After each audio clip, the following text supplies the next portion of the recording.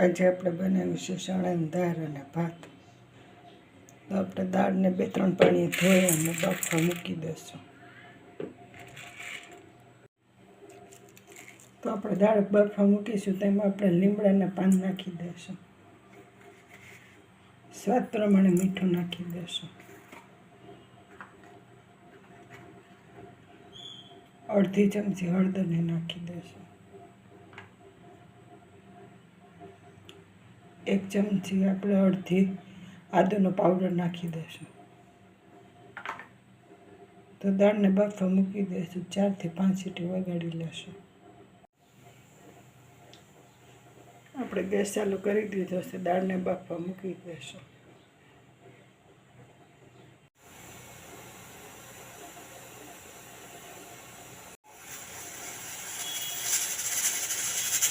તો આપણે 4 સીટી વાગી ગઈ છે. આપણે દાળ બફાઈ ગઈ છે. હવે ગેસને બંધ.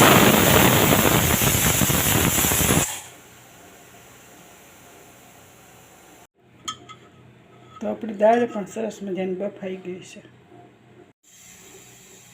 આપણે દાળને વઘારી લેશું. તો દાળને વઘારવા માટે આપણે તેલ મૂકી લીધું છે. ગેસ ચાલુ કરી દીધો છે. હવે આપણે જીરું નાખીશું.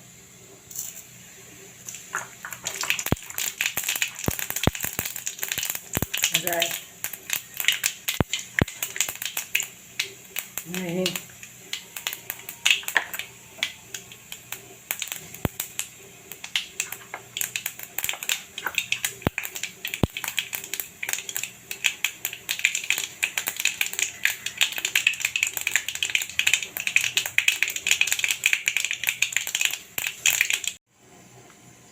તો આપણે લસણવાળી ચટણી છે તેમાં પાણી નાખી દીધું છે.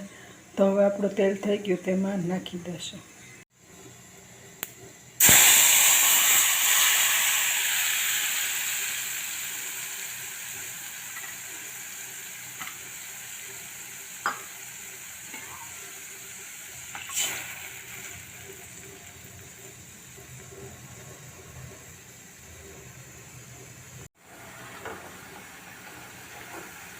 તો આપણે લસણવાળી ચટણી સડી ગઈ છે. હવે આપણે મસાલા કરી લઈશું.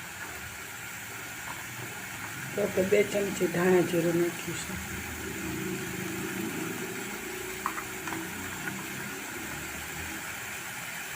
અડધી ચમચી ગરમ મસાલો.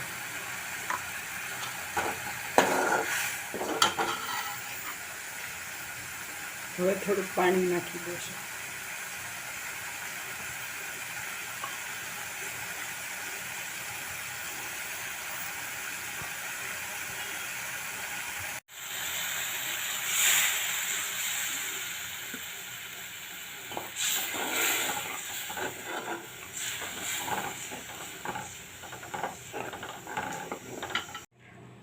તો આપણો મસાલો સળી ગયો છે. હવે દાળને નાખી દઈશું.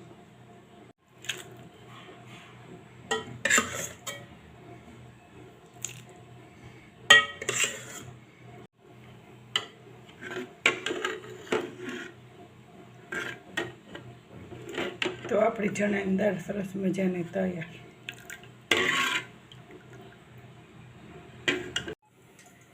ભાતને આપણે ધોઈ લીધો છે 2-3 પાણીએ. હવે વઘારી લેશું. તો આપણે ભાત કુકરમાં કરીશું એટલે આપણે કુકરમાં તેલ કે ઘી મૂકી દઈશું. તો આપણે 1 ચમચી ઘી મૂકી દીધું છે. ઘીમાં વઘારીને ભાત કરીશું. તો આપણે જીરું નાખી દઈશું. તો રાઈ નાખી દઈશું.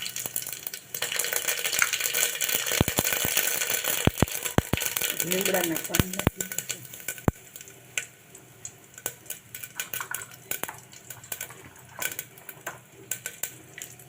હિંગ નાખી દઈશું. ભાતને હવે આપણે નાખી દઈશું. તો આપણા 1 ગ્લાસ ભાત હતો તો આપણે 3.5 ગ્લાસ પાણીમાં નાખી દઈશું. અને સ્વાદ પ્રમાણે મીઠું નાખી દઈશું. તો હળદરની ચમચી નાખી દઈશું.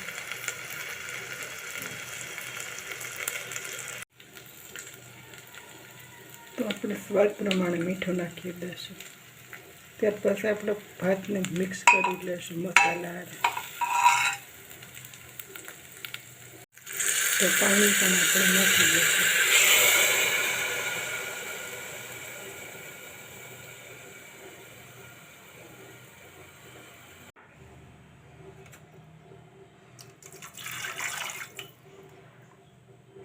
આપણે પાણી 3.5 ગ્લાસ નાખી દીધા છે. હવે આપણે કુકરનું ઢાંકણું બંધ કરી દઈશું અને ગેસને ધીમો કરી દઈશું. ત્યાર પછી આપણે 15 મિનિટ ભાતને ગેસ ઉપર રહેવા દઈશું. તો ભાતને આપણે ધીમા ગેસ ઉપર 15 મિનિટ રાખી દઈશું.